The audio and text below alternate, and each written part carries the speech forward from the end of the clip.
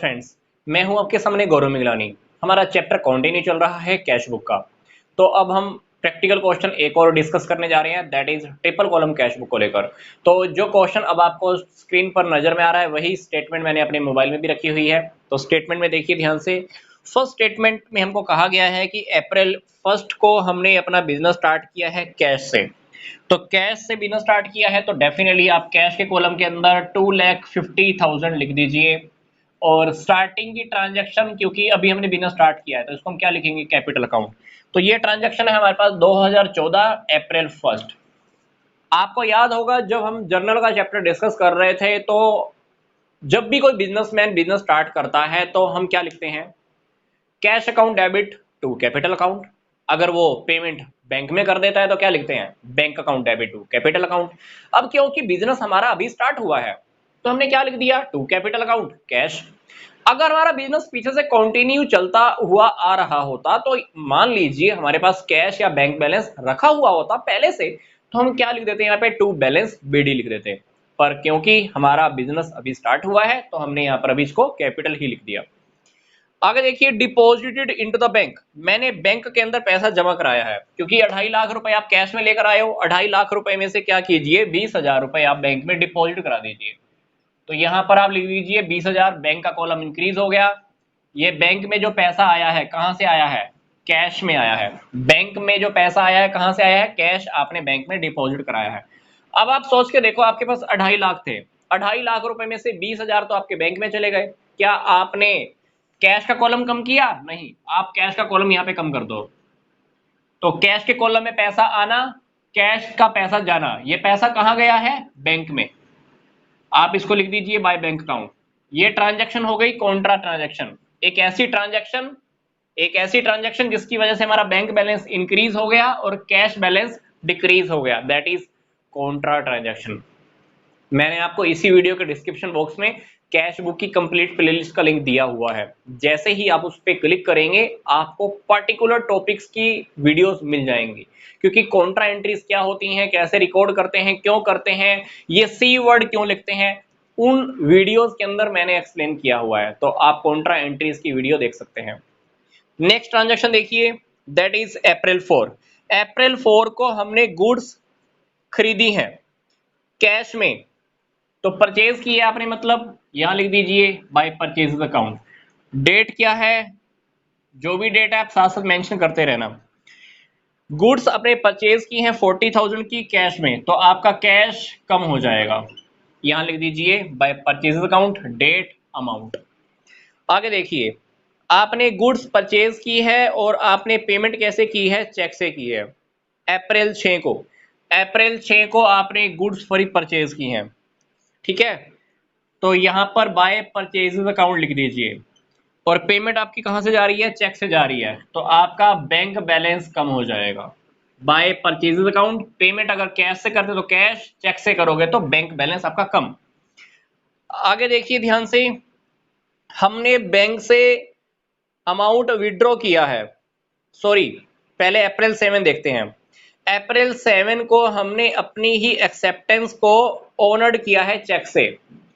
मान लीजिए आपने किसी को बिल्स पेबल दिया हुआ था, लिखकर बिल्स पेबल एक्सेप्ट किया हुआ था, तो उस पर्सन ने क्या किया होगा, आपके सामने बिल्स पेबल प्रेजेंट किया होगा कि भाई पेमेंट कर दे। अब आप उसको पेमेंट कैश से कर सकते थे, अब आपने उसको पेमेंट कैसे कर दी, चेक से कर दी। आपने पेमेंट किस चीज की है, बिल्स पेबल की। कैसे की है, चेक से।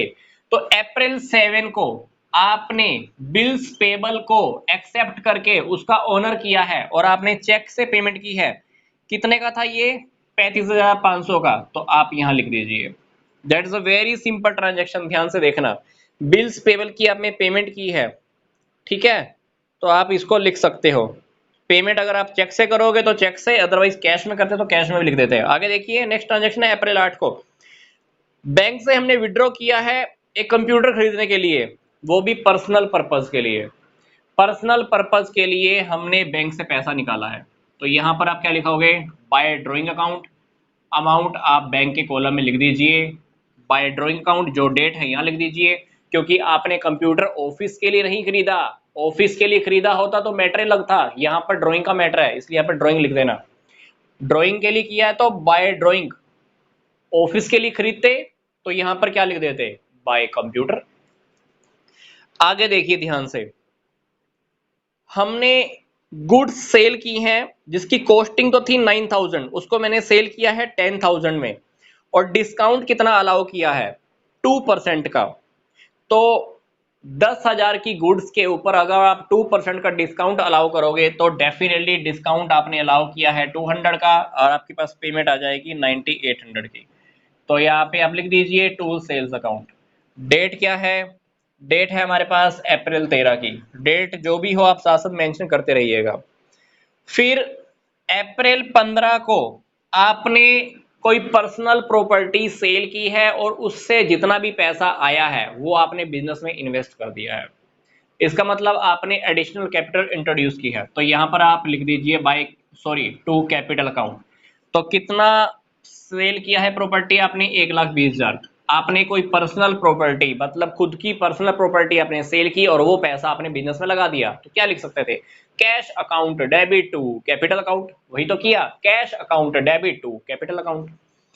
आगे देखिए, interest received by cheque. April 18 को आपको एक चेक से इंटरेस्ट रिसीव हुआ है। अब क्योंकि ये चेक आपने सेम डे बैंक में डिपॉजिट नहीं कराया, इसलिए ये चेक आप अपने पास रख लीजिए, एंट्री कर देना, cheque in hand account debit to interest received. कितने का चेक है ये, 1200। ध्यान रखना ये चेक हमने बैंक में डिपॉजिट नहीं कराया, इसलिए मैंने कैश बुक में इसकी एंट्री नहीं की है। हम ये मानकर चल रहे हैं कि ये चेक हमारे पास आया और हमारे पास रखा हुआ है। अगर आप इस चेक को सेम डे बैंक में डिपॉजिट करा देते, या इस क्वेश्चन में हम ये मानकर चलें कि हमने चेक सेम डे बैंक में डिपॉजिट करा दिया है, तो आप अमाउंट यहां लिख देते और यहां पर क्या लिख देते, टू इंटरेस्ट। पर मैंने क्या कंसीडर किया है कि ये चेक हमारे पास रखा हुआ है। आगे देखिए, गुड सोल्ड टू जितेंद्र। मैंने 20 अप्रैल को जितेंद्र को गुड सेल की है, कितने की, 20,000 की, उधार में सेल की है, तो आप कैश बुक में रिकॉर्ड नहीं कर सकते।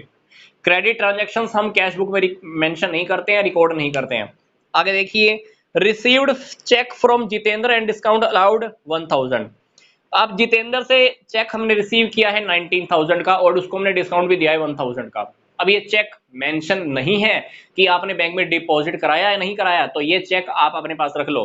तो जितेंद्र से जो चेक आया आप इसको अपने पास रख लेना। क्या समझ गए, cheque in hand account debit, discount आपने दिया जितना वो लिख दो, पार्टी का नेम क्या है, जितेंद्र।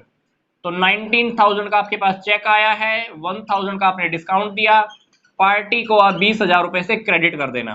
तो आप ध्यान से देखना, ये चेक क्योंकि आपने सेम डे बैंक में डिपॉजिट नहीं कराया है, तो आपको क्या करना है, 22 अप्रैल को ये एंट्री करनी है, जर्नल एंट्री। 22 अप्रैल को आप ये ट्रांजेक्शन कैश बुक में डायरेक्ट रिकॉर्ड नहीं कर सकते, तो 22 तारीख को 22 अप्रैल को आप ये जर्नल एंट्री करोगे, क्या, चेक इन हैंड डिस्काउंट और टू जितेंद्र। 26 तारीख को आपने क्या किया है, ये चेक किसको ट्रांसफर कर दिया है, किसको दे दिया है, साधु को। ठीक है, साधु को मान लो हमने पैसे देने थे, तो साधु को हमने ये वाला चेक दे दिया। तो 26 तारीख को आप क्या एंट्री करोगे, 26 तारीख वाली ट्रांजैक्शन को भी आप कैश बुक में रिकॉर्ड नहीं कर सकते, क्योंकि जो चेक आपने अपने पास रखा था वो चेक आपने 26 तारीख को साधु को दे दिया। तो साधु को यहाँ डेबिट कर देना, टू क्या लिख देना, टू चेक इन हैंड। तो आप 19,000 का चेक साधु को दे देना, तो Sadhu debit to cheque in hand 19,000 19,000 रुपए की एंट्री आप यहाँ पे कर देना। 26 तारीख को साधु को चेक दे देना, जर्नल में एंट्री होगी, कैश बुक में रिकॉर्ड नहीं कर सकते, आपको मैं बार बार बोल रहा हूं। आगे देखिए, deposited cash in excess of 30,000 into the bank. Last transaction बहुत इंपॉर्टेंट है। इस ट्रांजैक्शन में अपने को क्या करना है, कैश कॉलम के टोटल को देखना है। कैश कॉलम का टोटल देखो पहले, अपने पास क्या करना है, लास्ट ट्रांजैक्शन का क्या मतलब है, लास्ट ट्रांजैक्शन का मतलब ये है कि आपने 30,000 रुपए अपने पास रखने हैं, बाकी के बैंक में डिपॉजिट करा देना। अब आप कैश का टोटल देखो, कैश हमारे पास 2.5 लाख रखा था, 9800 आपके पास आया और 1,20,000 आपने एडिशनल कैपिटल लगाई थी। आपके पास कैश है पड़ा 379,800, जिसमें से आप देखिए कैश में हमने एक्सपेंस कितने कर दिए हैं 60,000। तो हमारे पास कैश रियलिटी में अब रखा हुआ है 1,19,800। अगर आप इस टोटल में से इस टोटल को माइनस करते हो तो हमारे पास कैश मतलब आपके हाथ में कैश कितना रखा हुआ है 3,19,800। अब आपको क्या करना है, इसमें से 30,000 रुपए आपको अपने पास रखने हैं, बाकी का पैसा आपको क्या करना है बैंक में डिपॉजिट कराना है। तो आपके पास से 2,89,800 रुपए जाने वाले हैं, ये कहां पर चले जाएंगे बैंक में। तो ये आप क्या कीजिए बैंक में डिपॉजिट करा दीजिए, ये पैसा आपके पास बैंक में आ जाएगा 2,89,800 रुपए, क्या लिख देना to cash account. Last transaction आपको बहुत इंपॉर्टेंट है, बहुत ध्यान से करनी है। इस टोटल में से इसको माइनस कर देना, हमारे पास कैश रखा हुआ है इतना, इसमें से 30,000 रुपए आप अपने पास रख लीजिए, बाकी के 2,89,800 रुपए आपको क्या करने हैं बैंक में डिपॉजिट कराने हैं। तो कैश में से ये खत्म, ये आपका बैंक में चला गया। आपके पास कैश कितना रखा हुआ है 30,000, जो कि क्वेश्चन में आपको कहा गया था। तो ये ट्रांजैक्शन कौन सी हो गई फिर से कॉन्ट्रा ट्रांजैक्शन, क्योंकि ये ट्रांजैक्शन जिसमें आपका कैश बैलेंस कम हो गया, बैंक बैलेंस इंक्रीज हो गया। इसके बाद क्या करना, इसके बाद आप बैलेंस सीडी फाइंड आउट कर देना, बाय बैलेंस सीडी। ये कैश 30,000 और बैंक के इन दो के टोटल में से इन तीन की टोटलिंग को माइनस कर देना, हमारे पास बैंक बैलेंस भी आ जाएगा कि बैंक में हमारा पैसा कितना रखा हुआ है।